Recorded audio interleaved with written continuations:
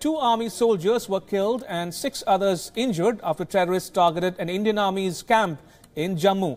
The operation is still underway. Terrorists entered 36th Brigade Army camp in Jammu's Sanjawan area and began firing around 5 in the morning. There are reports that terrorists even entered a residential area inside the army camp, which houses families of army personnel.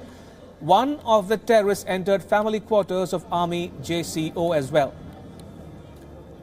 Now, 4 to 5 terrorists are believed to be inside the army camp. At the moment, the area has been cordoned off by the security forces. Indian Air Force's para-commandos were airlifted from Udhampur this morning.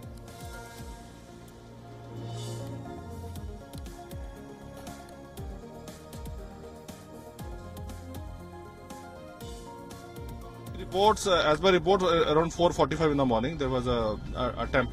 There was some suspicious movement noticed by the Santri, and they fired back. They fired upon the Santri bunker was fired upon, and they retaliated. Later,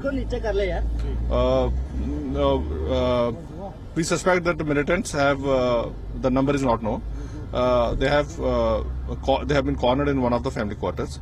As per the preliminary report, there are 2 injuries on army side. There is one Hawaldaar and one his daughter. Forces have immediately reacted, cordoned off the area. Operation is on. Details will follow. It has been revealed that secret agencies had in fact alerted the security forces about an imminent terror attack in the Kashmir Valley. This as the attack comes a day after the death anniversary of Parliament attack convict Afzal Guru. Now, border security forces and army are trying to figure out whether the terrorists were already in Jammu and Kashmir or did they infiltrate in recent days. It is a cowardice act of Pakistan, the way Pakistan was given the befitting reply in international border and on LC by the Indian Army. Pakistani army suffer huge losses on line of control in Jammu and Kashmir and also on international border. By virtue of that, these people, the cowardized people, tried to once again attack the Indian Army camp in the Sanjawan area of Jammu. But our brave Jawans will neutralize all the terrorists. All right, joining me from Srinagar is my colleague Khalid Shah. Good evening, Khalid. It's been 12 hours now since the attack began. What are you picking up as we speak? Well, yes, definitely. It's going to be a long haul for the security forces, because the security forces are wanting to minimize damage, minimize collateral damage in this particular attack.